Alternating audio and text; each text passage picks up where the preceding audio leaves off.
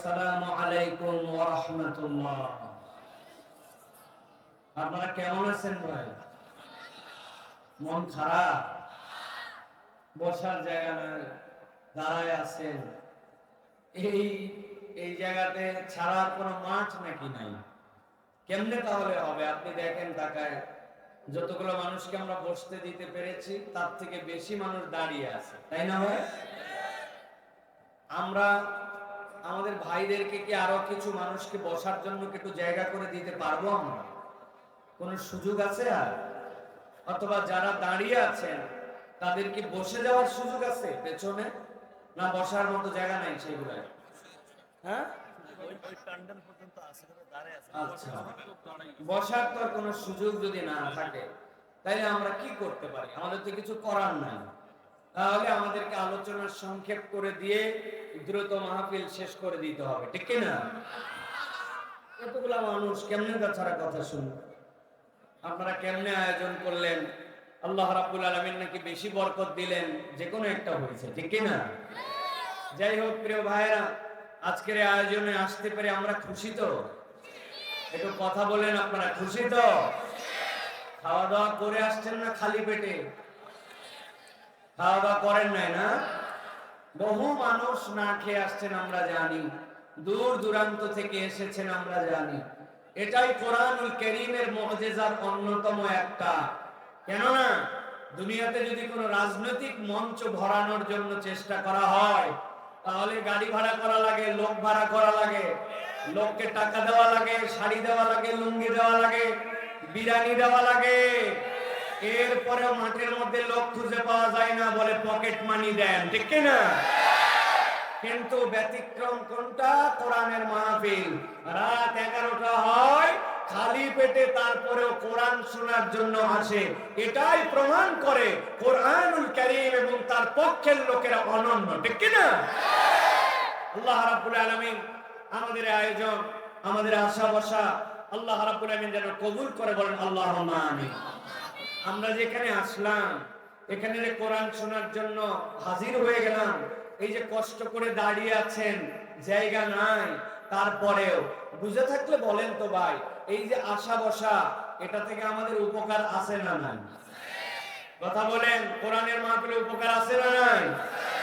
এক শ্রেণীর লোক বলে কোরআনুল কারীমের তাফসীর মাহফিল, ওয়াজ মাহফিল, এইগুলার তেমন কোনো দরকার নাই, এইগুলার প্রয়োজন নাই, এইগুলো নাকি অপ্রাসঙ্গিক, অনেকেই বলে। এবং এই বলাবাদী লোকেরা বিগত সময় আমাদেরকে এত কষ্ট দিছে যে একটা মাহফিল করতে গেলে তার জন্য অনুমতি নিতে নিতে নিতে নিতে কোন বক্তা আসবে আর আসবে না সিলেক্ট করতে করতে মানুষ যারা আয়োজক তাদের অবস্থা খারাপ ছিল, ঠিক কিনা? কিন্তু আল্লাহ রাব্বুল আলামিন এই জুলুমকে পছন্দ করেন নাই। আল্লাহ এই জুলুমকে অপছন্দ করে যারা এইগুলা কাজ করত, আল্লাহ তাদেরকে শিক্ষা দিয়েছেন। এমন শিক্ষা দিয়েছেন, একসাথে পৃথিবীর ইতিহাসে 300 জন এমপি বাংলাদেশ কেন কোন দেশ থেকে গায়েব হয়, এটা পৃথিবীতে আগে নজির নাই, ঠিক কিনা? যারা আমাদেরকে বলতো আপনাদেরকে দেখে নিবেন, আপনাদের সাথে খেলবেন, আজকে আমরা দেখতে পাই এই খেলোয়াড়গুলিকে আর খুঁজে পাওয়া যায় না, ঠিক না ভাই? খেলার আগে অন্তত প্লেয়ারগুলির হুঁশ করা উচিত ছিল যে আপনি কোন কথা বলছেন, এই কথার ধাক্কা কোথায় মারবে। অতএব যারা অবিবেচকের মতো আচরণ করেছেন, আল্লাহ তাদেরকে শিক্ষা দিয়েছেন, ঠিক কিনা? প্রিয় ভাইয়েরা, তাহলে এই যে কোরআন শুনতে আসি আমরা, বুঝে থাকলে বলেন তো, এই কোরআন শুনতে আসলে লাভ আছে না না? কথা বলতে হবে। আমার ইয়াং যারা আছেন, তরুণ যারা আছেন, আপনারা দাঁড়ায় আছেন, মনে করেন না দাঁড়ায় আছেন খানিকক্ষণ চেহারা দেখছে আর চলে যাবেন। দাঁড়ায় আছেন, আজকে দাঁড়ায় থাকারও পরীক্ষা দেওয়া লাগবে, ঠিক না? আমি সরাসরি শরীয়তপুর থেকে এই জায়গায় আসছি। আমি 800 কিলোমিটার জার্নি করে, 750 কিলোমিটার জার্নি করে আসতে পারলে আমার ভাই যারা আসছেন তারা ইনশাআল্লাহ কোরআন শোনার জন্য 1 ঘন্টা দাঁড়ায়ও থাকতে পারবেন, ঠিক না? এই রংপুরের মানুষকে নিয়ে সারা দেশের মানুষ অনেক টিটকারি করছিল, অনেক ধরনের কথা বলে, মঙ্গা পীড়িত মানুষ বলে, বিভিন্ন বিকৃত নামে গালাগালি করে, কিন্তু তারা জানে না রংপুর এবং উত্তরাঞ্চলের মানুষের বাহিরের অবস্থান যেমন হোক, অন্তরগুলা নরম, অন্তরগুলা সরল। এই মানুষগুলা আল্লাহর প্রিয় পাত্র, এদের মনের মধ্যে কোনো বক্রতা নাই, ঠিক কিনা? অনেক কথা আপনারা বলেছিলেন, কিন্তু এক আবু সাইদ বুক চিতায় দিয়ে দেখায় গেছে যে বাংলাদেশকে ওই সকল ফ্যাসিস্টদের থেকে মুক্ত করার জন্য এই উত্তরবঙ্গের রংপুরের রক্তটা আল্লাহ কবুল করছেন, ঠিক কিনা? অতএব আমি আপনাদের কাছে বলতে চাই, এই যে আসলেন কোরআন শোনার জন্য, বুঝে থাকলে বলবেন লাভ আছে না নাই, কম না বেশি? যেই লাভ আছে আর যেই লাভ বেশি, এটা কি বুঝে না না বুঝে? বুঝে। একজনকে এখন ধরবো, কোরআন থেকে বলতে হবে, কি বুঝে আপনি বলছেন বুঝে? বলতো হুজুর আমি বলিনি, তাই না? কিন্তু আমাদের অনেক ক্ষেত্রে আমরা লাভ কি এইটা আমরা বুঝি না। কোরআনুল কারীম যে শুনতে আসলাম, আল্লাহ রাব্বুল আলামিন বলছেন, বান্দারা এত কষ্ট করে আসলো, দাঁড়ায় থাকলো, পা ব্যথা হয়ে গেল, কিন্তু জান্নাতে যখন যাবে, যাওয়ার পরে এক জান্নাতি আরেক জান্নাতিকে জিজ্ঞাসা করবে, ও জান্নাতি ভাই, দুইজনই জান্নাতি, কিন্তু তোমার জান্নাতে মর্যাদা এত উপরে, তুমি এত স্ট্যাটাস, তোমার বাড়িটা এত সুন্দর, তোমার মর্যাদা এত উচ্চ কেমনে? ও বলবে, দুনিয়ার বুকে মাজালিসু জিকির ছিল কতগুলা, যেই জিকিরের মজলিসে আমি বসেছিলাম, আল্লাহর কোরআন শোনার জন্য এসেছিলাম, ওইটাকে আল্লাহ কবুল ইবাদত হিসেবে কবুল করে আল্লাহ জান্নাতে আমার মর্যাদা বাড়ায় দিয়েছেন। তাহলে এই মাহফিলে আসলে লাভ আছে না? প্রিয় ভাইরা, ভালো করে জেনে রাখবেন, কোরআনুল কারীম শোনার জন্য যে এসেছেন, এই কোরআন কমসে কম আমাদেরকে 4টা বেনিফিট দিবে। কয়টা? জোরে বলেন, কয়টা? আল্লাহ রাব্বুল আলামিন বলছেন, ইয়া আইয়ুহান নাস قد جاءتكم موعظة من ربكم وشفاء لما في الصدور وهدى ورحمة للمؤمنين।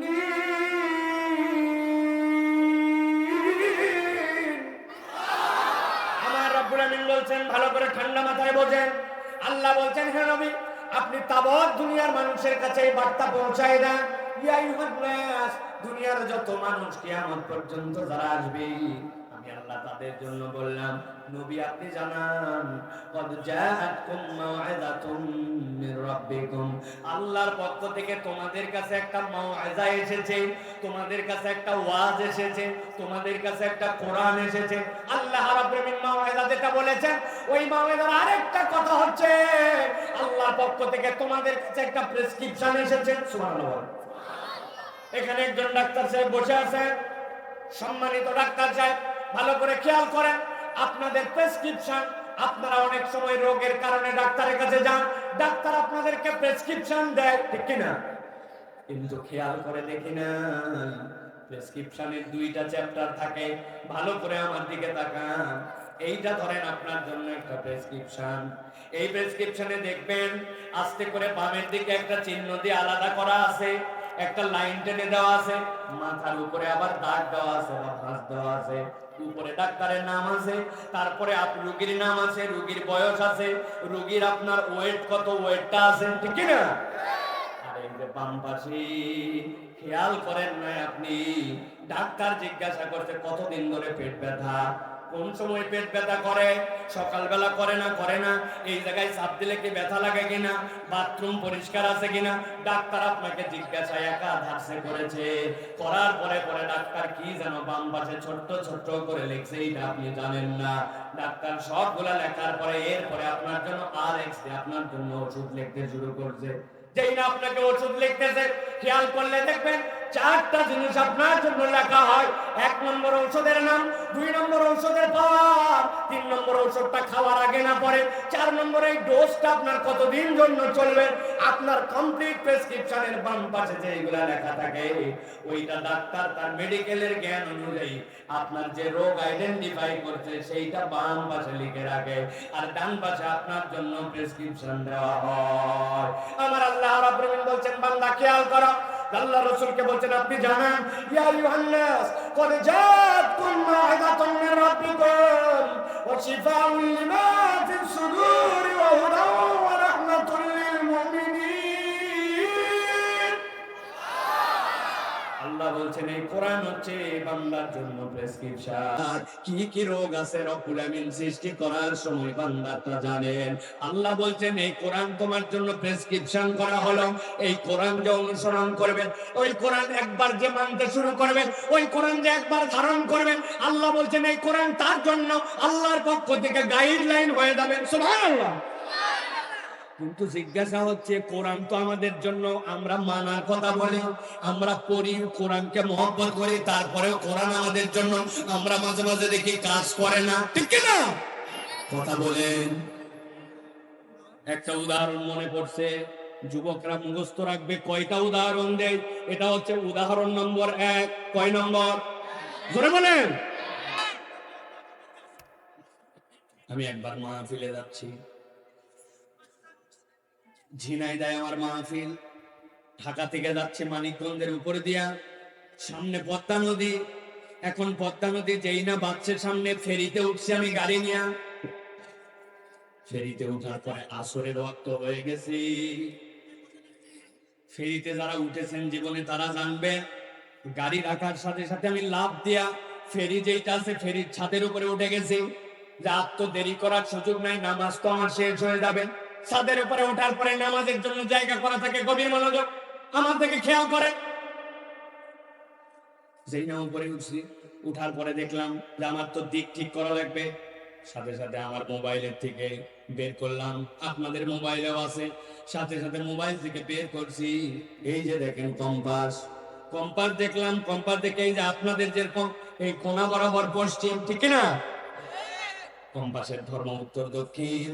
সাথে সাথে তার পূর্ব পশ্চিম আইডেন্টিফাই করে সাথে সাথে নামাজে দাঁড়ায় 2 রাকাত নামাজ পড়ছি। নামাজ পড়া যায় না শেষ, ডান পাশে তাকায় দেখে এক মুরব্বী বসে আছে, আর আমার দিকে শুধু হাউমাউ করে কোন করে তাকায় আছে। একটা মানুষ যদি একজনের দিকে অনেকক্ষণ তাকায় তাকে বিব্রত লাগে, ঠিক না? চিনি না জানি না মুরব্বী খালি তাকায় আছে। আমি বললাম, চাচা আসসালামু আলাইকুম, কি ব্যাপার? বলছে, বাবা তুমি তো বিরাট অবাক করে দিছো আমাকে। আমি বললাম, কি কাজ করে আপনাকে অবাক করলাম? বলে, তোমার আগে আমি ওই জায়গায় নামাজ পড়ার জন্য আসছিলাম, আসার পরে এক লোককে কোন দিকে কেবলা বুঝতে পারি না, জিজ্ঞাসা করলাম কেবলাটা কোন দিকে। একজন বলল এই দিকে। সাথে সাথে একটু সন্দেহ হলো, কি রে এই দিক কেবলা? হতেও পারে না পারে। আরেকজনের থেকে একটু শুনি তো। আরেকজনকে বললাম, ভাই কেবলা কোন দিকে? ও বলল, চাচা এই দিক। আরে মুশকিলের কথা। একজন বলে এদিক, আরেকজন বলে এদিক। আরেকজনের কাছে জিজ্ঞাসা করলাম, উনি বললেন মাঝ বরাবর। আমিও চিন্তা করলাম আর শোনার সময় নাই, 2 দিকের মাঝ বরাবর দেই নামাজ। আমি নামাজ পড়লাম, কিন্তু অবাক হয়ে গেলাম। তুমি যখন আসলে কাউকে জিজ্ঞাসা করলে না, আমি যেদিকে নামাজ পড়ছি সেই দিকে তুমি নামাজ পড়লে, ব্যাপারটা কি? আমি বললাম, চাচাও তাহলে এই জন্য আপনি অবাক হয়েছেন। শোনেন, আমার মোবাইলের মধ্যে কম্পাস আছে, আমি কম্পাসে উত্তর দক্ষিণ তার ধর্ম, আমি পূর্ব তার বিপরীত পশ্চিম। যেহেতু আমরা খানায় কাবার থেকে পূর্ব পাশে, আমরা পশ্চিম দিকে নামাজ পড়ি না, কেবলার দিকে, কিন্তু আমাদের কেবলাটা পশ্চিম দিকে। এই জন্য আমি আমার কম্পাস থেকে দেখে নামাজ ঠিক করে ফেলছি। এই জন্য আমার কেবলা কারো কাছে জিজ্ঞাসা করা লাগে না। মুরব্বী বলছে, বাবা আমিও তো সারা দেশে মাঝে মাঝে সফর করি, আমাকে কি একটু উপকার করা যাবে? আমি চিন্তা করলাম বিরাট সুযোগ, উনি নামাজ পড়বে কম্পাস দেখে দেখে, আর আমি খালি তাকে একটু সিস্টেমটা দেখাই দেব, তাইলে তো সওয়াব আমারও হবে। আমি বললাম, চাচা কোনো ব্যাপারই না, 2 মিনিট, আমার ইন্টারনেট আছে, সব আছে, আমি আপনার কম্পাস ইনস্টল করে সুন্দর করে তুলে আপনার মোবাইলে সেট করে দিচ্ছি। মুরব্বি তো খুশিতে বাগ বাগ। হুজুর একটা পাইছি, অন্তত পক্ষে আমার এত বড় কল্যাণ করবে। আমি বললাম, চাচা আপনার মোবাইলটা দেন। মুরব্বী খুশিতে লাফাতে লাফাতে পকেটের থেকে মোবাইল বের করে আমার হাতে ধরায় দিয়েছে। মোবাইল হাতে নিয়ে তো দেখি নোকিয়া 3220। বুঝে থাকলে বলেন, রংপুরের ভাইয়েরা আপনারা হেসে দিচ্ছেন, তার মানে বোঝা গেছে যে মোবাইলটা আমার হাতে দিচ্ছে ওটা বাটন মোবাইল। কি মোবাইল? এবার একসাথে উত্তর দিবেন। বাটন মোবাইলে গুগল প্লে স্টোর আছে তো? গুগল বাটন মোবাইলের মধ্যে কোনো অ্যাপস নামায় ওটা ডাউনলোড করা যাবে তো? ভালো করে বোঝেন, কোরআন আপনার সাথে আছে, প্রেসক্রিপশন আপনার সাথে আছে, কিন্তু আমরা এখন পর্যন্ত বাটন মোবাইলের মতো হয়ে আছি। আমরা নিজেদেরকে কোরআনের অ্যাপসটা আমার জীবনে যেন সেট হয়, আমরা সেই রকম মুসলমান এখনো হতে পারি না। আমার আল্লাহ রাব্বুল আলামিন কি বলছেন খেয়াল করেন। আল্লাহ বলছেন কোরআনের 1 নম্বর কাজ, কোরআন তোমার জন্য প্রেসক্রিপশন। আল্লাহ বলছেন সাথে সাথে তোমার কি কাজ? আল্লাহ বলছেন এই কোরআনের আরেকটা কাজ হচ্ছে ওয়াশিফাউল লিমা ফিস সুদূর।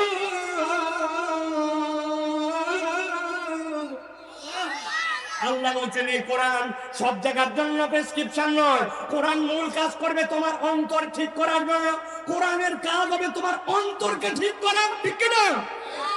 জিজ্ঞাসা করবেন আপনারা, হুজুর অন্তর ঠিক করে কি লাভ?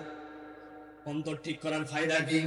আমি আপনার কাছে বলতে চাই ভাই, ভালো করে বোঝেন। এই দুনিয়ার বুকে নানান কিসিমের মানুষ আছে।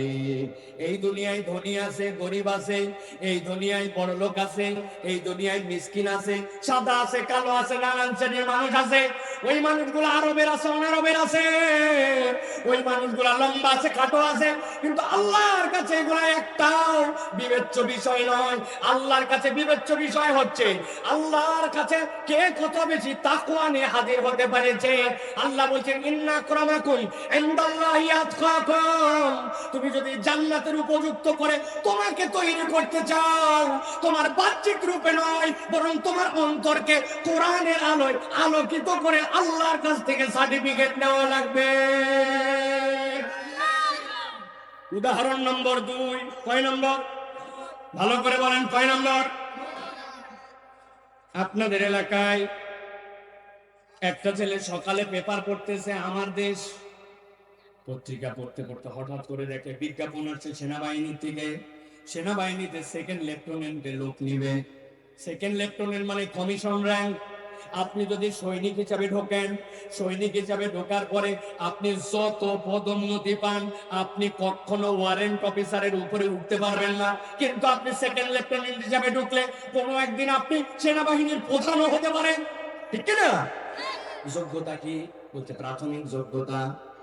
ওইটাতে এসএসসি, এইচএসসি, সমমানে 2nd ডিভিশন, 5 ফিট 6 ইঞ্চি লম্বা, গভীর মনোযোগ। 3 নম্বরে অন্তত শারীরিক ফিটনেস। 4 নম্বরে ফৌজদারি কোনো কেস কামারি তার নামে থাকা চলবে না। ওই ছেলে বলছে চাইছে 2nd ডিভিশন, আমার তো ওইটাতে গোল্ডেন এ প্লাস। চাইছে 5 ফিট 6 ইঞ্চি, আমি তো বেটা 6 ফিট। চাইছে বেটা আমার জন্য দেখতে হ্যান্ডসাম, আমার থেকে এলাকায় সুন্দর কোনো ছেলেই নাই। চাইছে থানা ক্লিয়ারেন্স, বাপ দাদার জন্মে তার নামে থানায় কোনো মামলাই নাই। ওই ছেলে আবেদন জমা দিয়ে দিয়েছে, প্রাথমিক সিলেকশনের জন্য ওই ছেলের ডাক এসে গেছে। এলাকার সকলের থেকে দোয়া নিয়া, থানা ক্লিয়ারেন্স নিয়া চলে গেছে ঢাকাতে। যাওয়ার পরে সেনাবাহিনীতে প্রথমে বলতেছে তোমার সার্টিফিকেট দেখাও।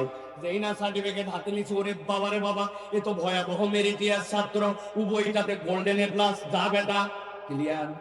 এবার ওই যে সামনে দেখ, ওই দুই জায়গায় দড়ি দিয়ে দাগ দেওয়া আছে, টান দেওয়া আছে 5 ফিট 6 ইঞ্চি হাইট মাপে, ওই জায়গায় মাপ লাগা।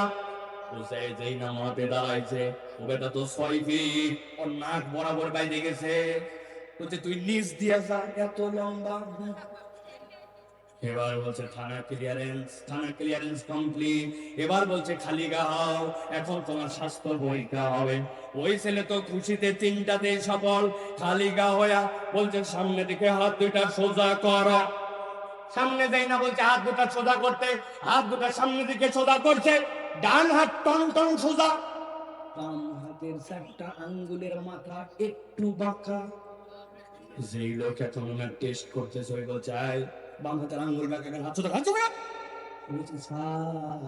জন্মের থেকে আমার এই 4টা আঙ্গুলের মাথা একটুখানি বাঁকা। বুঝে থাকলে রংপুরের লোক সুন্দর করে উত্তর দিবেন। উভয়টাতে ফার্স্ট ক্লাস, 6 ফিট লম্বা, থানা ক্লিয়ারেন্স আছে, দেখতে হ্যান্ডসাম। কিন্তু বাম হাতের মাথার 4টা আঙ্গুল যদি একটু বাঁকা হয়, ওই লোকটাকে কি সেনাবাহিনীতে সুযোগ দিবে? সুযোগ দিবে?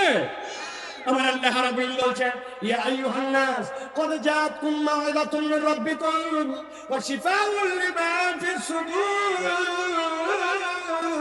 ও বান্দা, তুমি দুনিয়াতে কত দেখতে, কত পাওয়ার, কত ক্ষমতা। আল্লাহ বলেন ইয়াউমা লা ইয়ানফাউ মালুন ওয়ালা বানুন ইল্লা মান আতাল্লাহ বিকলবিন সালিম।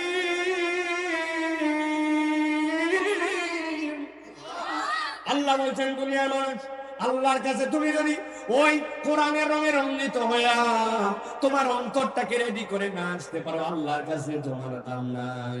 আমার নবী এই জন্য বলছেন ইদা সলুহাত সলুহাল জাসাদু কুল্লু ওয়া ইদা ফাসাদাত ফাসাদাল জাসাদু কুল্লু আলা ওয়া হিয়াল কলব। বান্দা উপরে দেখতে ফিটফাট, কিন্তু বান্দার অন্তরটা সদরঘাট। ঠিক না?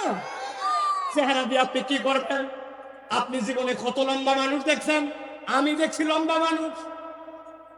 হজে গেছি, আব্বা বলে দিয়েছে সাথে যখন 2004-5 সালের কথা, 20 বছর আগে, বলতে শোনো তাওয়াফের সময় অনেক ভিড় হয়, মানুষ যদি পিছন থেকে ঘুতাঘাতি মারে খবরদার তাকাবে না।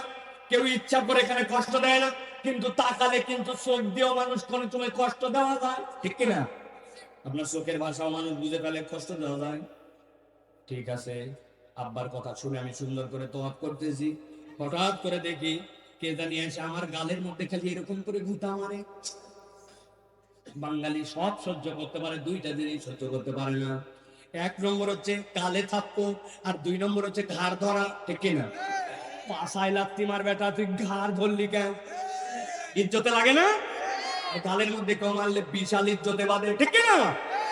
পিঠের মধ্যে বাড়ি শেষ করে ফেলছে, কিন্তু গালে 1 থাপ্পড় আগুন ধরে যায়। এখন ওই লোক খালি আমাকে চিন্তা করছে কিছু বলবো না, কিন্তু কতক্ষণ, অনেকক্ষণ পরে চিন্তা করছি কিছু বলবো না, কিন্তু সেই লোক আমার গালে এত গুতাচ্ছে, অন্তত সেই লোকটাকে তো আমার দেখা দরকার। আস্তে করে যেই না একটু ডান দিকে তাকাইছি, তাকানোর সাথে সাথে দেখি লোক নাই। কি রে, ভূতায় আমারে কিন্তু লোক নাই কেন? আসলে লোক আছে, কিন্তু আমি ওর পেট দেখতে পাই। চিন্তা করলাম লোকটা কই, মাথা উঁচু করে দেখি আমার থেকে 2.5 হাত উপরে। আসলে ওই লোক একবারও আমাকে ভূতায় না, ওই লোকের তুলনায় এমন বাটুর বাটু আমি। ওই লোক স্বাভাবিক হাত মারালে আমার গালে লাগে। আপনি কত লম্বা লোক দেখছেন, আমি দেখছি। কত কালো লোক দেখছেন। একদিন টিভির মধ্যে দেখি খেলা হচ্ছে, কিন্তু খেলার মধ্যে দেখি মাঝে মাঝে হেলমেটের ভিতর থেকে লাইট জ্বলে আবার বন্ধ হয়। আমি চিন্তা করলাম হেলবাতি কে দিল। অনেকক্ষণ পর খেয়াল করে দেখি আসলে বাতি না, ওয়েস্ট ইন্ডিজের এক প্লেয়ার সুইং গাম চাবাই যখন তখন দাঁত দেখা যায়, বাকি সময় অন্ধকার। হাসেনি আমার আল্লাহ বলছে তোমার স্ট্যাটাস, তোমার অবস্থান, তোমার দুনিয়াবি বংশং একটাও কাজ দিবে না। এই কোরআন কাজ করবে, তোমার অন্তরটাকে আল্লাহ মুখী বানাবে। ঠিক না? আমার আল্লাহ রাব্বুল আলামিন বলছেন এই কোরআনের 3 নম্বর কাজ কি? আল্লাহ বলছেন ওয়া হুদাউ ওয়া রাহমাতুল লিল মুমিনিন। এই বান্দা জেনে রাখো, এই কোরআন হচ্ছে তোমার জন্য হুদা। হুদা মানে হচ্ছে পথ প্রদর্শক, হুদা মানে গাইডেন্স, হুদা মানে আপনার জন্য আলো। সুবহানাল্লাহ বলেন। বলেন তো হুদা মানে কি বলছি? আলো। বলেন কি? হুদা মানে পথ প্রদর্শক। আমি সিম্পলি একটা উদাহরণ দেই। উদাহরণ নাম্বার মনে আছে আপনার? কয় নম্বর? 5 নম্বর বেটা। 2 বলে। ভালো করে খেয়াল করেন, ভালো করে খেয়াল করেন। আপনি রাস্তা দিয়ে যাচ্ছেন, রংপুর হাইওয়েতে, রংপুর হাইওয়েতে আপনি চলতেছেন। আপনার পিকআপের গাড়ি যেই না হেডলাইট ওটার উপর পড়ছে, লেখা উঠছে গোল করে সাইনবোর্ড থেকে, সামনে স্কুল, সামনে বাজার, সামনে মাদ্রাসা, সামনে সরু রাস্তা, আছে কিনা? আবার এরকম করে তীর চিহ্ন দেওয়া আছে, এখান থেকে ড্রাইভার যেন দেখে দেখে ডানের থেকে বামে যায়, বামের থেকে ডানে যায়।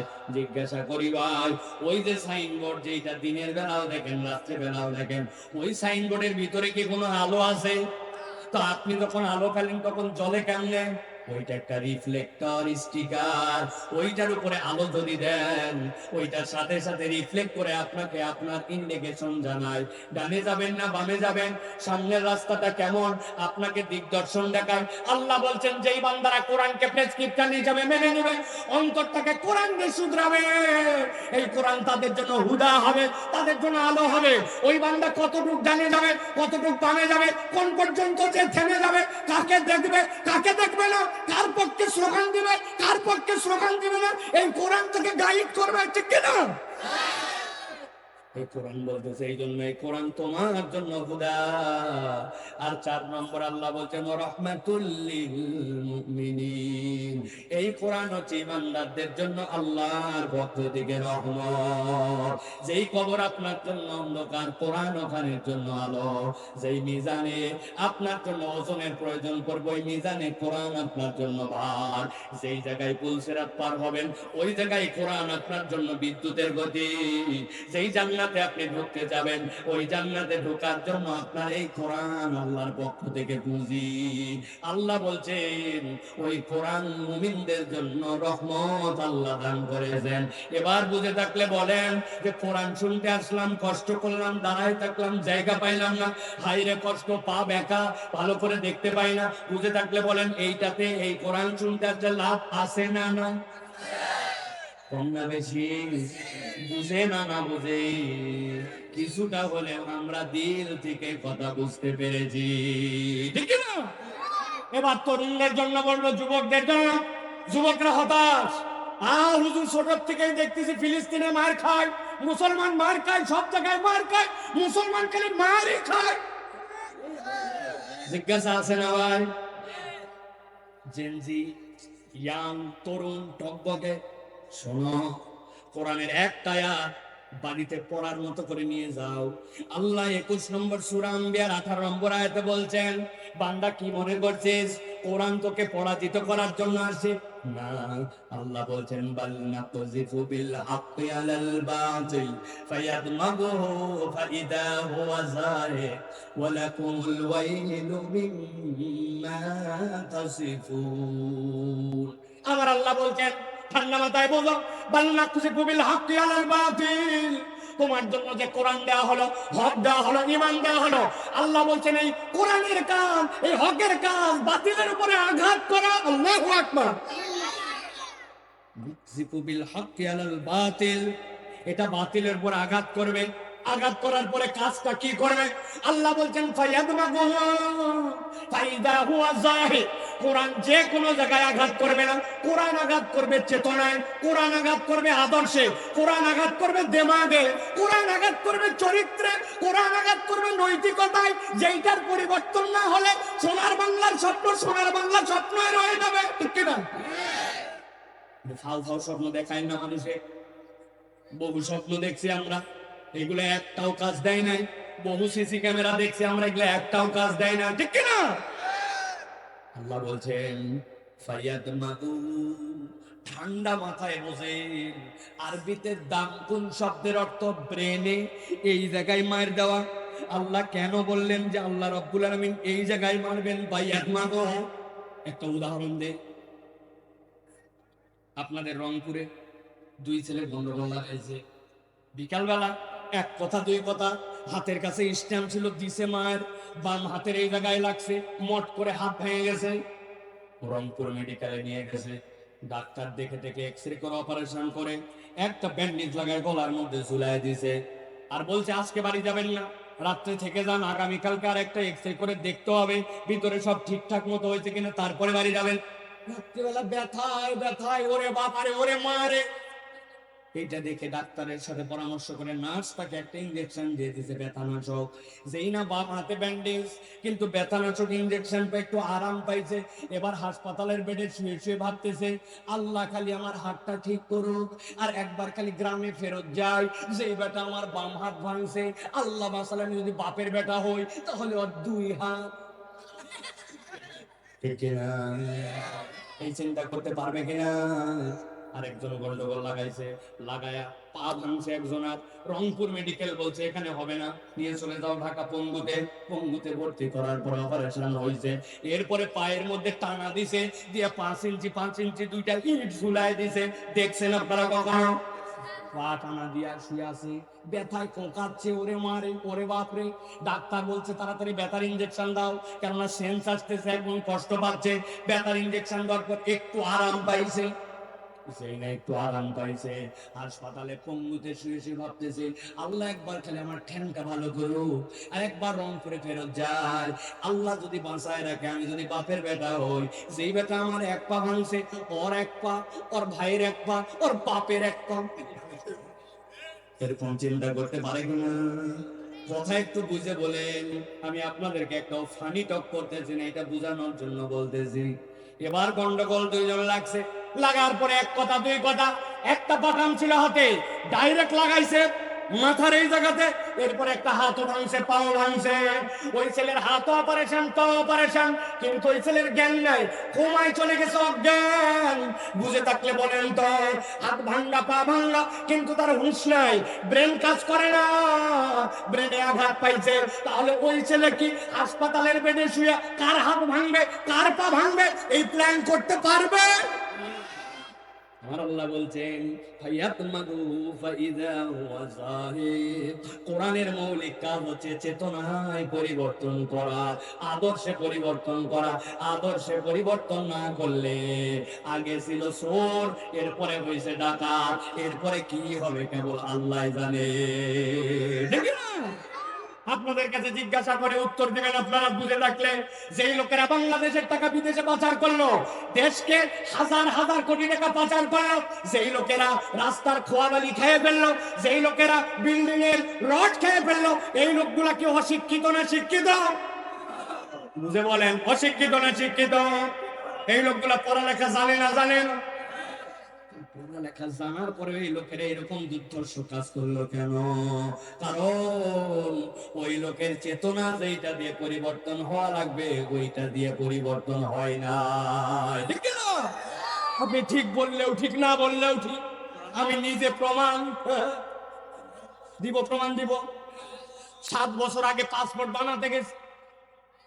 পাসপোর্টে 6 মাসের নিচে যদি মেয়াদ নেমে যায়, তাহলে ওই পাসপোর্টে এক দুনিয়ার কোনো ভিসা লাগবে না। অতএব ভিসা লাগানোর জন্য পাসপোর্ট রিনিউ আর্জেন্ট।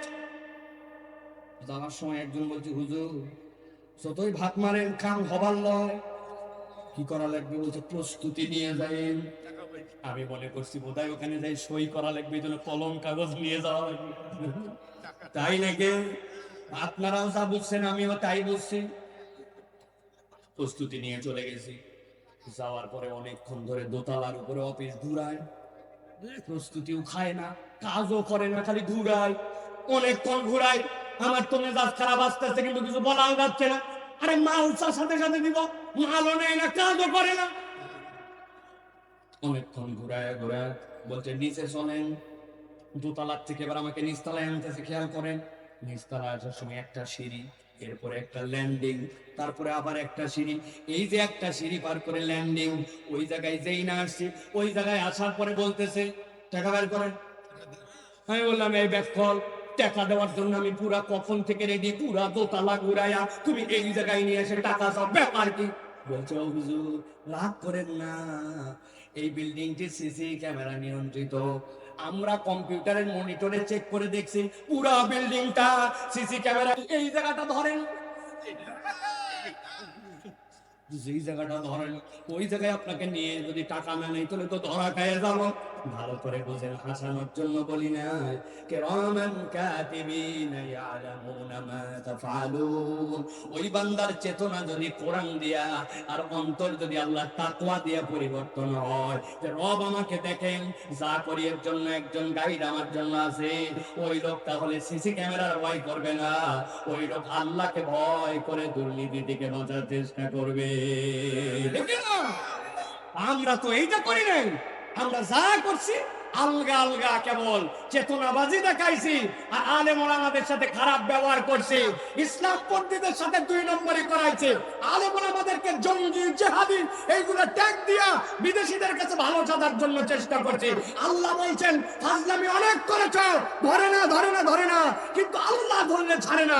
আল্লাহ তাদেরকে এমন ভাবে অপদস্থ করছেন, যাদেরকে অপমান করছিল আল্লাহ তাদেরকে সম্মানিত করেছেন, যারা অপমান করছিল ওদেরকে আর খুঁজে পাওয়া যায় না, ঠিক না?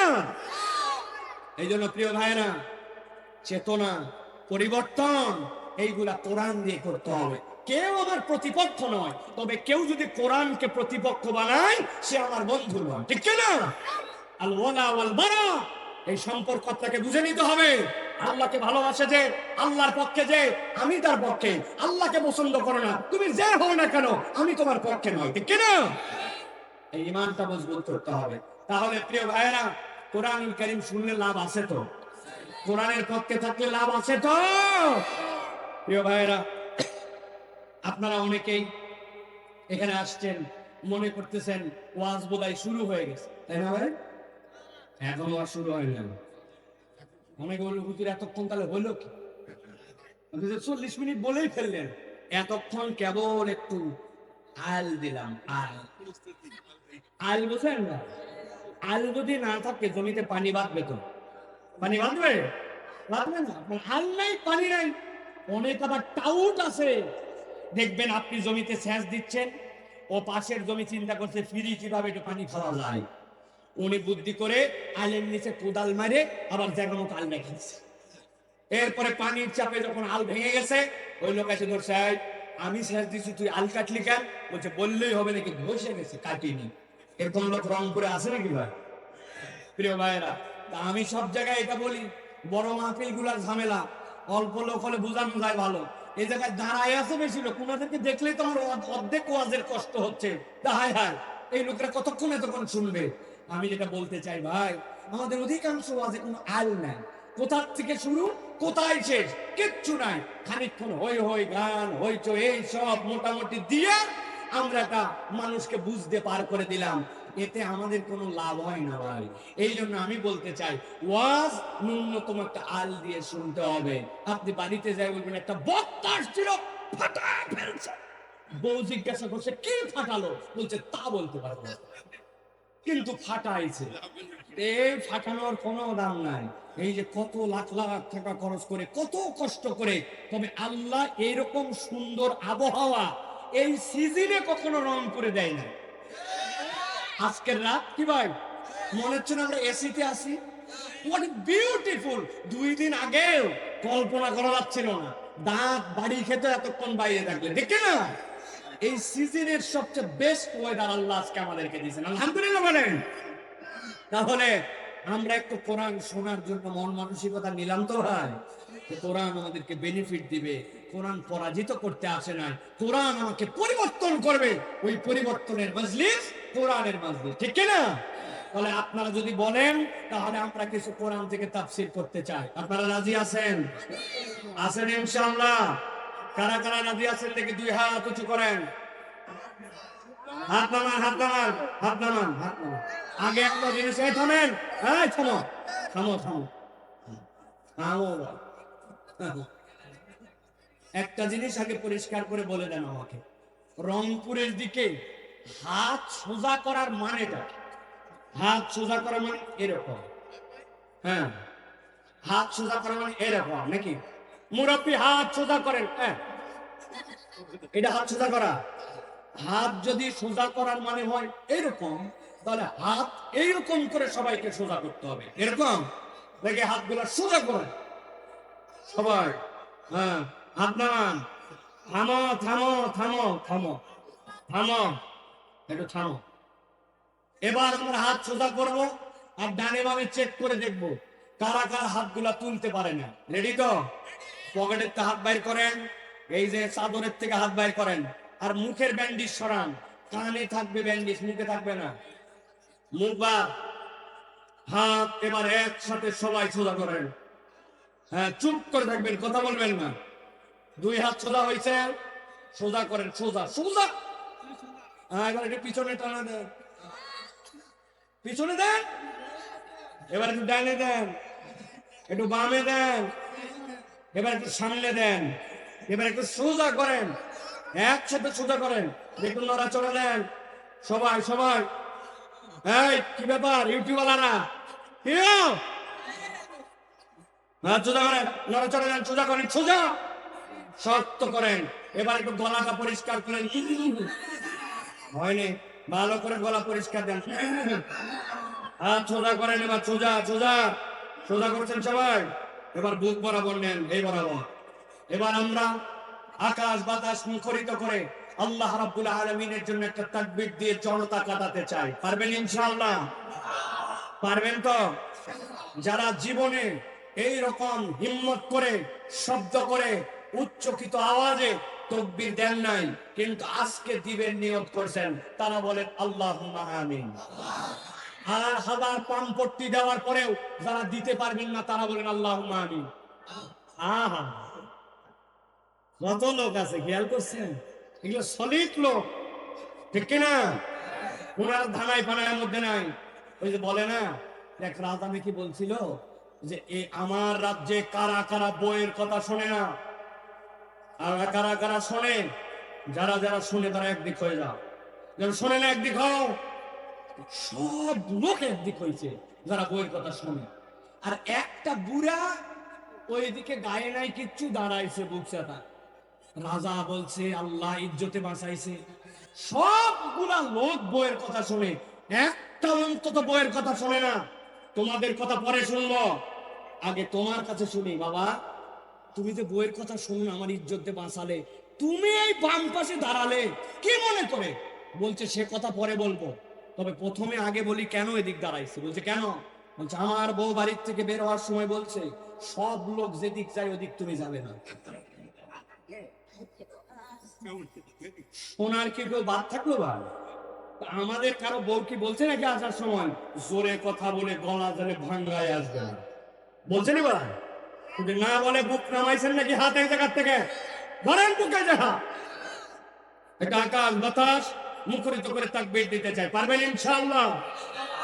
রংপুরবাসী আল্লাহ রাব্বুল আলামিনকে জানিয়ে দিতে চাই যে এখানকার মানুষ যদিও উত্তরাঞ্চলের মানুষ, কিন্তু এই অঞ্চলের মানুষে আল্লাহ প্রেম, আল্লাহ রাব্বুল আলামিনের জন্য ঈমান তাদের অন্তরেও কম নাই, ঠিক কি না?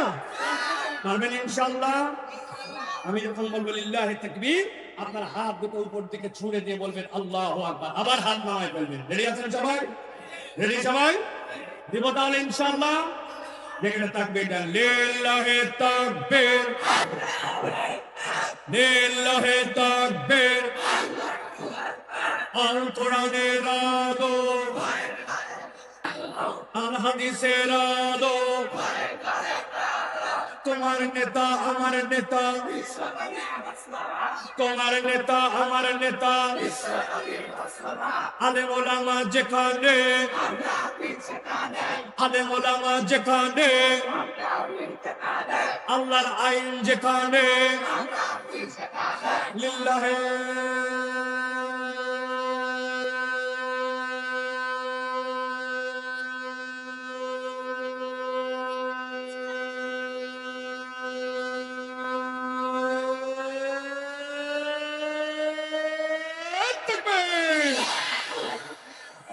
আলহামদুলিল্লাহ বলেন।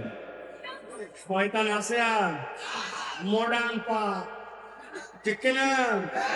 আল্লাহু আকবার স্লোগান শয়তান পছন্দ করে না। এই জন্য আল্লাহু আকবারের স্লোগান যারা পছন্দ করে না, ওরা হচ্ছে শয়তানের আপন চালা চাচাতো খালাতো মামাতো ভাই।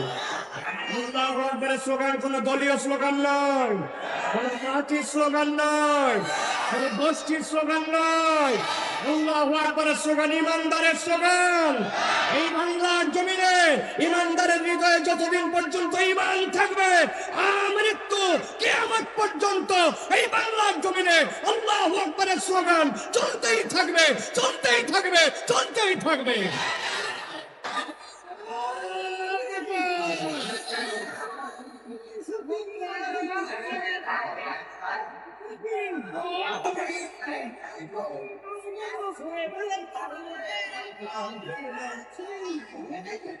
আলহামদুলিল্লাহ বলেন, আলহামদুলিল্লাহ বলেন। আগামীর বাংলাদেশ ইসলামের বাংলাদেশ, আগামীর বাংলাদেশ কোরআনের বাংলাদেশ, আগামীর বাংলাদেশ আলিম ওলামার বাংলাদেশ, বাংলাদেশ বৈষম্যহীন বাংলাদেশ, আগামীর বাংলাদেশ কোরআন পন্থীদের বাংলাদেশ, আগামীর বাংলাদেশ ইসলাম পন্থীরা যে দিকে নিয়ে যাবে হিন্দুত্ববাদের আধিপত্য থেকে মুক্তির বাংলাদেশ, ঠিক কিনা? যারা আল্লাহু আকবারের স্লোগানের সাথে থাকবে মুসলমান তাদের সাথে, আল্লাহু আকবারের স্লোগান যাদের সাথে নাই ইমানদারের তাদের সাথে সম্পর্ক নাই। কথা পরিষ্কার? কথা পরিষ্কার? ভালো করে এটা মাথায় নিয়ে রাখবেন। আল্লাহ কবুল করবেন, আল্লাহুম্মা আমিন। রাত কত হয়েছে? লা ইলাহা ইল্লাল্লাহ। 11:30। আমি তো বুঝতে পারি না আর কি কথা চলবে। বেশি রাত হয়ে গেছে, আমি বুঝতে পারি নাই। এখন আমরা ওদিকে কি হয়েছে ভাই? Any problem? কোনো প্রবলেম নাই? ঠিক আছে প্রিয় ভাইরা, না আপনি আবার ওই পাম দিয়েন না, চালিয়ে যান হুজুর। হ্যাঁ, এ হুজুর 10 বছর ধরে এভাবেই চালায়। এটা 5 আগস্টের পরের হুজুর না, আগের হুজুর। তো আপনি বললে চালানো না, আল্লাহ যতদিন পর্যন্ত শক্তি দিয়েছে চলবে। বহু ভয় দেখাইছে, বহু ধরেও নিয়ে গেছে, আমরাও রেডি ছিলাম, ব্যাগ গুছানো ছিলাম, ওই ভয় আমরা করি নাই। আমি তো কারো বিপক্ষে কথা বলছি না, আমি কোরআনের পক্ষে কথা বলছি। এখন আপনার বিপক্ষে যদি চলে যায় তো আপনাকে শুধরানো লাগবে, আমার বিপক্ষে গেলে আমাকেও শুধরানো লাগবে, ঠিক না? প্রিয় ভাইয়েরা, চলেন আমরা সরাসরি কুরআনুল কারীমের মধ্যে প্রবেশ করব। আর কোনো কথা নাই, ডানে বামে কাছে দূরে প্রজেক্টরে অন্য মাঠে যে যেখানে আছেন বিতাড়িত শয়তান থেকে আশ্রয় প্রার্থনা করে। আপনারা কথা বলার দরকার নেই তো বাবারা, এই যে মুরব্বীরা আপনারা সামনে, আপনারা আমাদের বরকত, আপনারা খালি সামনে দিক তাকায় দেখবেন ছেলেবেলে কি করতেছে, হুজুর ঠিক আছে কেন।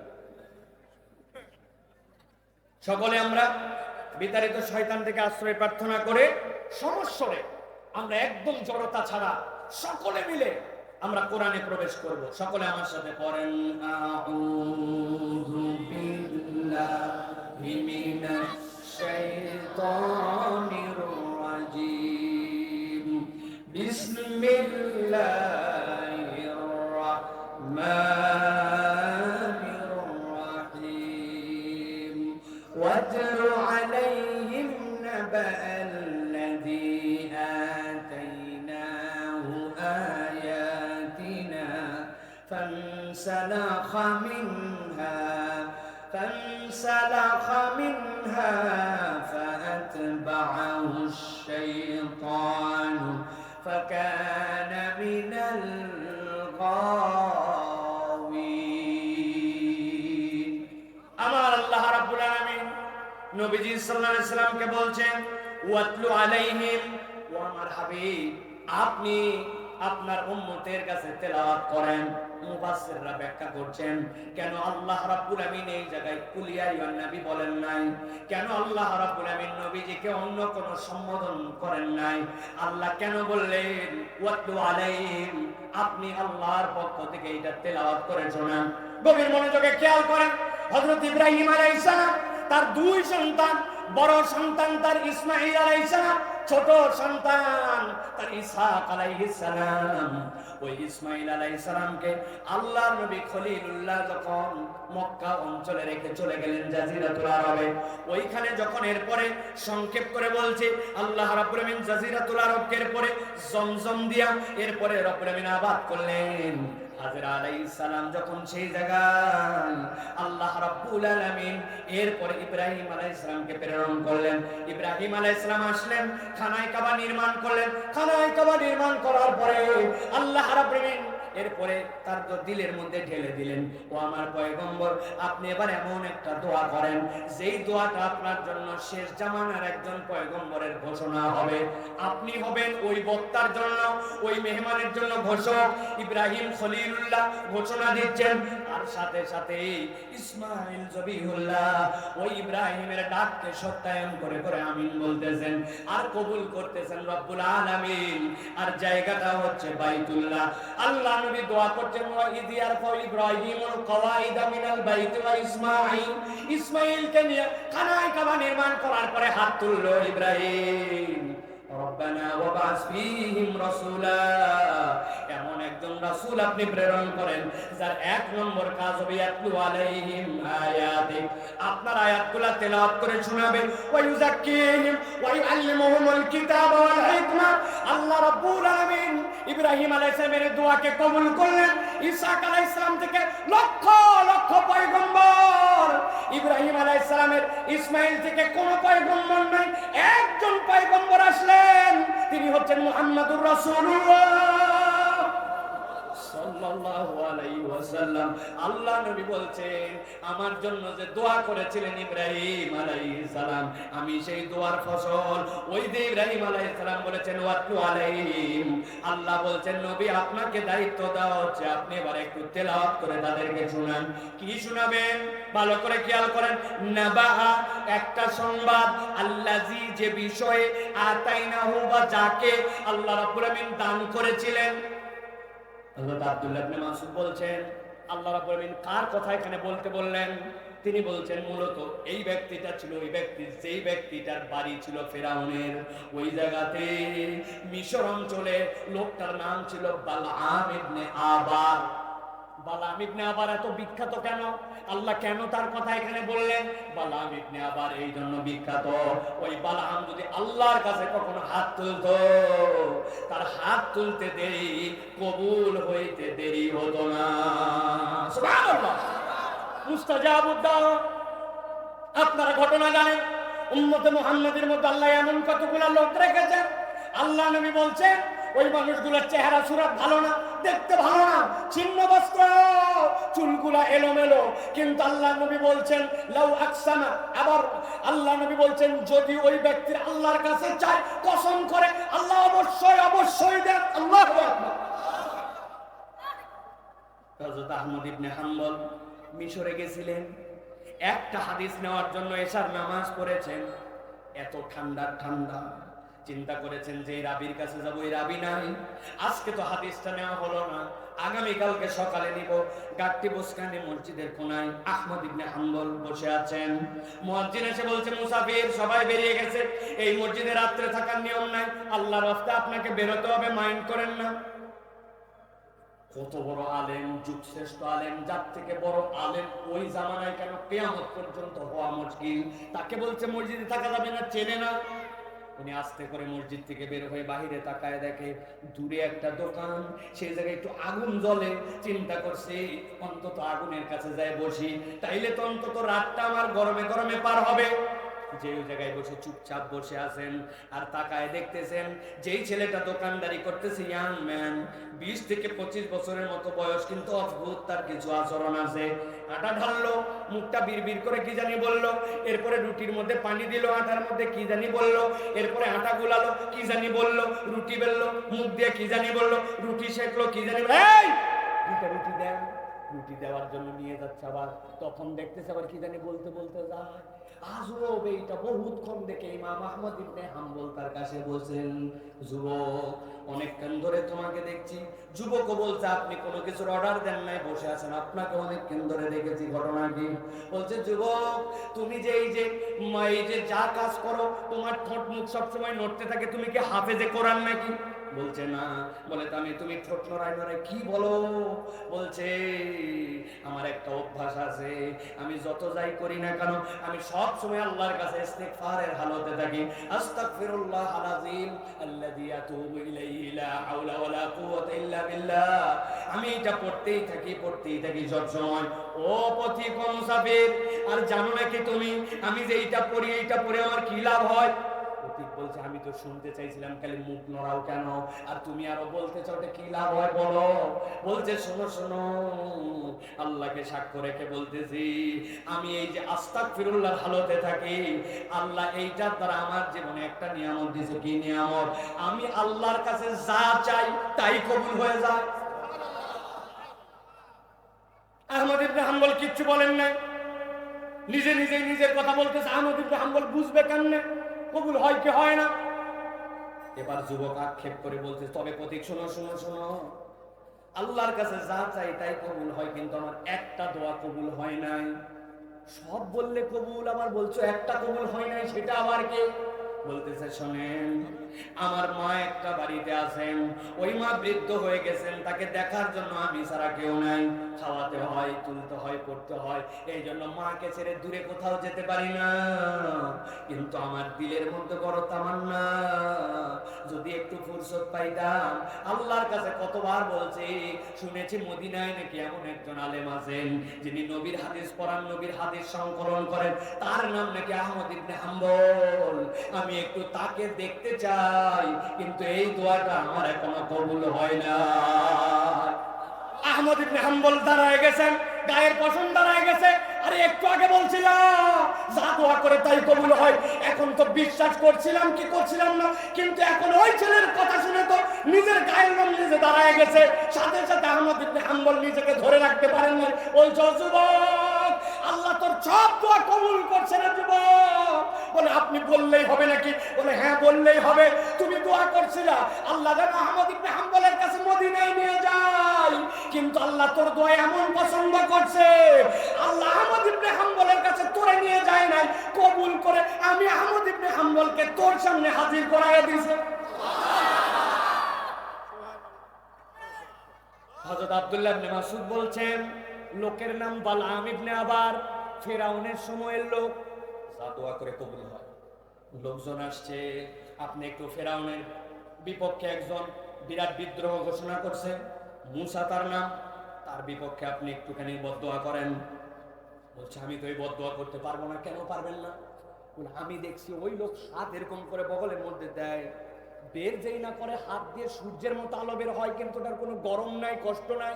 আবার যখন মন চায় হাত নিচে নেয়, সাথে সাথে আলো বন্ধ হয়ে যায়। ওই লোককে আমি দেখছি, বিরাট বড় মেষের পাল, ওই পাল চড়াতে চড়াতে হঠাৎ করে ঘুমায় যায়। হাতের যে লাঠি, লাঠিটা মাটির মধ্যে গেড়ে দিয়ে রাখে, উনি নাক ডেকে ঘুমায়। কোনো একটা মেষ এলোমেলো করে বেরিয়ে যেতে চায়, লাঠি একাই উঠে যায় পিটায়া ওই মেষকে ভিতরে নিয়ে আসে। লোকজন বলে জাদুকর, কিন্তু জাদুকররা জানে জাদুকর ঘুমালে জাদু আর কাজ করে না। ওই লোক নবী হলেও হতে পারে, আমি দোয়া করতে পারবো না। লোকজন বলতে সাথে সাথে মনে করছেন আমরা আমার স্বার্থে আসছি না, আপনার স্বার্থে আসছি। একই বনের মধ্যে দুইজন বাঘ থাকলে তাইলে কার কাছে যাবে? একই এলাকায় দুই খানকা থাকলে আপনার খানকায় কে যাবে? ওই লোকের কাছে সবাই যাবে। আপনি যদি দোয়া করে ধ্বংস করে দেন, তাহলে একক রাজত্ব আপনার, হাদিয়া তোফা সব আপনার, যতই চিনেন। আল্লাহর কাছে দোয়া করলে তো আপনার কাজ হয়, আপনি দোয়া করেন, আপনার এলাকা গিলে নিচে পান, আল্লাহর কাছে তুলছে হাত, আল্লাহ মুসাকে ধ্বংস করে দাও। দোয়া করতে দেরি, আল্লাহর সাথে সাথে ইলহাম করে জানাইছেন, অপদার্থ আজকের থেকে তোর এই পাওয়ারকে ক্যান্সেল করা হলো, আর সাথে সাথে জানায় দেওয়া হলো দুনিয়ায় যতদিন হায়াতে থাকবি তোর আর কোনো দোয়া কবুল হবে না। গভীর মনোযোগে খেয়াল করেন, আল্লাহ বলছেন ওয়াতলু আলাইহিম নাবা আল্লাযী আতাইনাহু আয়াতিনা, আমি আল্লাহ তাকে আমার আয়াত দিয়েছিলাম, সে চিন্তা জানতো এটা আল্লাহর হুকুম। ফানসালাখা মিনহা, চেনার পরে আল্লাহর আয়াত থেকে নিজেকে সরায় নিয়েছে। জিজ্ঞাসা করব, জোরে করে বলতে হবে না, আস্তে করেই বলেন, কিন্তু উত্তর দেন। আমাদের সমাজেও এরকম মানুষ আছে কিনা জেনে বুঝে আল্লাহর হুকুম জানার পরেও সে এইটা পালন করে না? আছে? ঢাকা থেকে ঈদের মধ্যে বাড়িতে রওনা হয়েছেন, গভীর মনোযোগ, সিট পান নাই, কোন রকম বাসের হ্যান্ডেল ধরে দাঁড়ায় আছেন। আসরের আযান হয়ে গেছে, আল্লাহু আকবার, আল্লাহু আকবার। আপনি বাসের মধ্যে দাঁড়ান, ডানে নড়ার সুযোগ নাই, বামে নড়ার সুযোগ নাই, নেমে ওযু করব সুযোগ নাই, তায়াম্মুমের পরিবেশ নাই, সিজদা দিব পরিবেশ নাই। কিন্তু আসরের নামাজের জন্য মন তরপায়। এরকম করতে করতে আসরের নামাজটা চলে গেছে। বুঝে থাকলে উত্তর দিবেন, যেই লোকটা বেকায়দায় পড়ে এরকম নামাজটা আসরের পড়তে পারলো না, এই লোকটা কি নামাজটা বাদ দিছে ইচ্ছায় না অনিচ্ছায়? কথা বললেন না, ইচ্ছায় না অনিচ্ছায়? আর কতগুলা লোক আসরের নামাজ হয়ে গেছে, ধান লাগানোতে ব্যস্ত আছে, মোবাইলে ব্যস্ত আছে, চায়ের দোকানে আড্ডা মারে, ইচ্ছা করে ঢুড্ডামি করে, মসজিদের পাশে ক্যারাম বোর্ড খেলে, কোনো কাজ নাই কিন্তু নামাজ পড়ে না। বুঝে থাকলে বলেন, এই লোক যে নামাজটা বাদ দিল, এইটা কি অনিচ্ছায় নাকি ইচ্ছা? ভালো করে খেয়াল করবেন আর মিলাবেন। আল্লাহ বলেন ওয়াতলু আলাইহিম নাবা আল্লাযী আতাইনাহু আয়াতিনা ফানসালাখা মিনহা ফাতবাহু শাইতান ফাকানা মিনাল গায়িন।